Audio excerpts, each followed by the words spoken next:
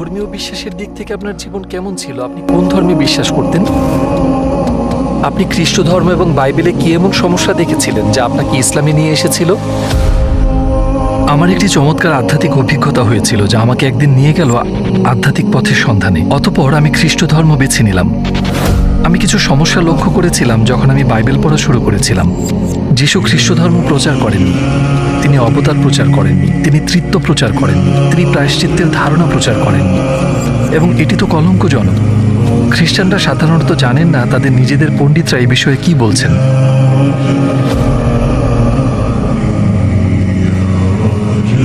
আসসালামু আলাইকুম পল উইলিয়ামস ভাই, আমরা টুয়ার্ডস ইটারনিটি আপনাকে আমাদের সাথে পেয়ে খুব খুশি হয়েছি।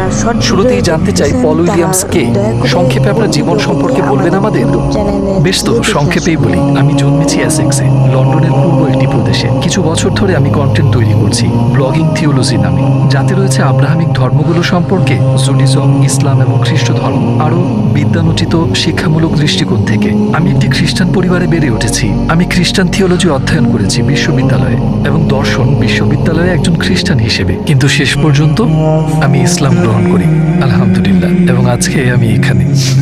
ইসলামের আগে আপনার জীবনে ধর্ম বিশ্বাস কেমন ছিল? আপনি কিসে বিশ্বাস করতেন? 20 বছর বয়সে আমি একজন পূর্ণজন্ম খ্রিস্টান হয়েছিলাম। প্রাপ্তবয়স্ক হিসেবে আমি কোনো সাধারণ খ্রিস্টান ছিলাম না। আমি আমার বিশ্বাসকে খুব গুরুত্বের সাথে নিতাম এবং একদিন খুব চমৎকার একটি আধ্যাত্মিক অভিজ্ঞতা পেলাম যা আমাকে একটি আধ্যাত্মিক পথ অনুসন্ধানে নিয়ে গেল এবং আমি খ্রিস্টানিটি বেছে নিলাম, কারণ এটি আমার চিরাচরিত ধর্ম ছিল, সাধারণ খ্রিস্টানিটি। তাই আমি খ্রিস্টান হলাম এবং ইভাঞ্জেলিক্যাল নামক একটি গির্জায় যেতাম। আমি সবসময়ই গির্জায় যেতাম এবং বিশ্বাস করতাম যিশুই আল্লাহ। আমি তৃত্ববাদে এবং অবতারে বিশ্বাস করতাম এবং বাইবেল খুব যত্ন সহকারে পড়তাম, এবং এটি বেশ কয়েক বছর ধরেই চলছিল। কিন্তু খ্রিস্টানিটির আগে আপনি একজন নাস্তিক ছিলেন। হ্যাঁ, তাই খ্রিস্টানিটির আগে কিশোর বয়সে আমি একজন নাস্তিক ছিলাম, এবং তারপর আমি 20 বছর বয়সে মনে পড়ে এক সকালে, রবিবার দিন সকালে আমি সাইকেল চালিয়ে বাসায় ফিরছিলাম লন্ডনের একটি পার্টি থেকে, সারা রাত পার্টি করে, এবং আসার পথে ইসলিংটনে একটি সুন্দর গির্জা দেখলাম, এখান থেকে খুব একটা দূরে নয়, এবং আমি ভাবলাম একটু ভেতরে যাব, কারণ আমি বেশ কৌতূহলী ছিলাম। এবং আমি ভেতরে ঢুকলাম, পিছনে বসলাম, এবং হঠাৎ করেই আমি এক আধ্যাত্মিক শক্তি অনুভব করলাম। মনে হচ্ছিল যেন মোহাব্বত আমাকে টানছে, আমাকে খুব কাছে টানছিল, এবং যা আমি চাই না, ইচ্ছে হচ্ছিল যেন বলি, না শুক্রিয়া, যদি আমি আর কিছুক্ষণ থাকি তো কেঁদেই ফেলতাম। এটা এতটাই শক্তিশালী ছিল, তাই দ্রুত আমি ওখান থেকে চলে গেলাম। এটা যিশুকে নিয়ে নয়, বরং অন্যরকম এক সুখানুভূতি ছিল যা সত্যি অসাধারণ ছিল। তো আমি পরের সপ্তাহে আবার গেলাম, অসাধারণ সেই মোহাব্বতের টান, কিন্তু এবার কিছুই হয়নি। তবে আমি বুঝতে পারলাম এটা অলৌকিক এক অনুভূতি ছিল যা আমাকে নিয়ে যাচ্ছে অলৌকিক এক বিশ্বাস এবং আধ্যাত্মিক জীবনে। যেহেতু আমি বংশগতভাবেই খ্রিস্টান, তো আমি গির্জায় যাওয়ার সিদ্ধান্ত নিলাম। আমি ইসলাম সম্পর্কে কিছুই জানতাম না তখন। অতঃপর আমি খ্রিস্টান ধর্ম গ্রহণ করলাম। যখন আমি বাইবেল পড়া শুরু করলাম, আমি কিছু সমস্যা লক্ষ্য করেছিলাম। এছাড়া তাতে আর তেমন গুরুত্বপূর্ণ কিছু ছিল না, কিন্তু শেষ পর্যন্ত আমি ইসলামকে আবিষ্কার করি। আল্লাহ তাআলা আমাকে ইসলামের পথ দেখান। খ্রিস্টান হিসেবে আমার যে সমস্যাগুলি ছিল তার সমাধান ইসলামেই পেয়েছি, তাই আমি ধর্ম পরিবর্তন করি। খ্রিস্টান ধর্ম ও বাইবেলে আপনি কোন ধরনের সমস্যা পেয়েছিলেন যা আপনাকে ইসলামের দিকে নিয়ে গেল? আমি এখন যা বলবো তা পণ্ডিতগণ বলেছেন, ইতিহাসবিদ আবিষ্কার করেছেন। আমার মনে হয় যে যিশু খ্রিস্টান ধর্ম প্রচার করেননি, তিনি গির্জা প্রতিষ্ঠা করেননি। উদাহরণস্বরূপ, একটিমাত্র গসপেল ছাড়া কোনো গসপেলেই যিশু গির্জা সম্পর্কে বলেননি। প্রাচীন গসপেলে তো যিশু গির্জা সম্পর্কে কোনো কথাই বলেননি, এবং তিনি খ্রিস্টান ধর্ম প্রচার করেননি। তিনি প্রচার করতেন আল্লাহ, তাওহীদ, অর্থাৎ আল্লাহর একত্ববাদ সম্পর্কে। তিনি মিথ্যাচারের বিরুদ্ধে নিয়ত, সততা, প্রতিবেশীর প্রতি সম্প্রতি এবং আল্লাহর প্রেম প্রচার করতেন। তাই এটি ছিল এক প্রকার পুনর্বিকরণ আন্দোলন, ইহুদি ধর্মের মধ্যে এই আধ্যাত্মিক পুনর্বিকরণ আন্দোলন। তাই যদি আপনি যিশুর ধর্ম বলতে চান, তবে আমরা তাকে ইহুদি ধর্ম বলব, বা ইসরায়েলিদের বিশ্বাস। বেশিরভাগ ইতিহাসবিদদের মতে তিনি অবতারের প্রচার করেননি, তিনি তৃত্ববাদের প্রচার করেন, তিনি প্রায়শ্চিত্তের ধারণা প্রচার করেননি। খ্রিস্টান ধর্মের সমস্যা হলো যিশুতে আল্লাহর মানবরূপে আবির্ভাবের ধারণাটি। এটি একটি নতুন ধারণা, যিশুর সময়কালে এটি ছিল না। এটি কেবল গসপেল অফ জনে পাওয়া যায়। এটি হলো সর্বশেষ লেখা গসপেল। প্রাচীন ম্যাথু, মার্ক এবং লুক গসপেলগুলোতে মার্ক সবচেয়ে প্রাচীন, কোনো অবতার নেই, এবং সবচেয়ে কম ঐতিহাসিক গসপেল হলো গসপেল অফ জন।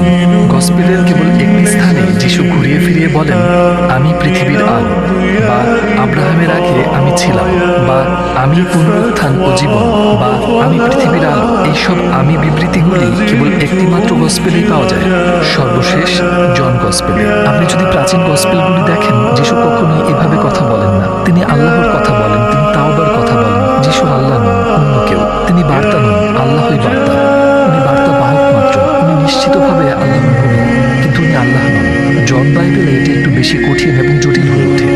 যিশু একটি অলৌকিক চরিত্র হিসেবে ফুটে ওঠে।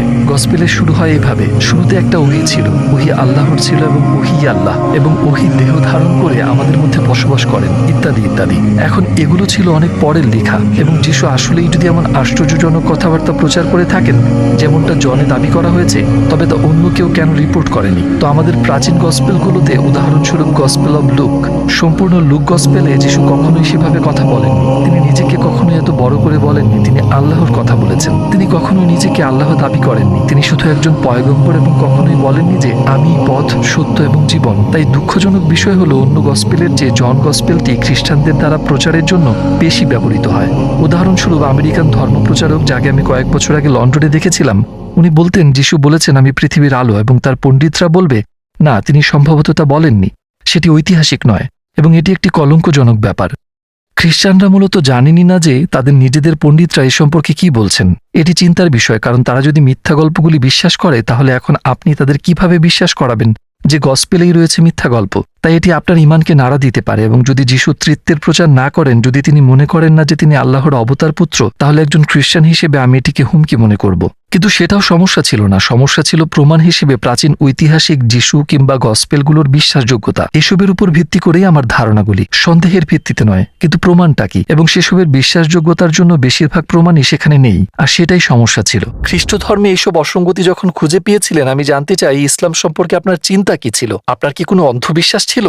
ভালো কথা। আমি একজন খ্রিস্টান হিসেবে আমি প্রচন্ড ইসলাম বিদ্বেষী ছিলাম। 9/11-এর পর মুসলমানদের প্রতি আরো ভয় জন্মালো, এবং আমি সিদ্ধান্ত নিলাম যে আমি নিজে ইসলাম সম্পর্কে সত্য জানার চেষ্টা করব। প্রকৃতপক্ষে মুসলমানদের সাথে কথা বলি। আমি কোনো মুসলমানকে চিনতাম না, তাই আমি আমার স্থানীয় মসজিদে গিয়েছিলাম, রিজেন্টস পার্ক মসজিদে, এবং সেখানে মুসলমানদের সাথে কথা বলি। ইংরেজিতে আমি কুরআন পড়েছি, এবং আমি প্রকৃত ইসলাম আবিষ্কার করি। এবং আমাকে হঠাৎ অবাক করে দেয় সেটি, কারণ এটি আল্লাহর সম্পর্কে বোঝার সত্যিকারের পথ উন্মোচন করে, যা আমার খ্রিস্টান ধর্মে ছিল না। আমি জানতাম না যে অন্য বিকল্প ছিল।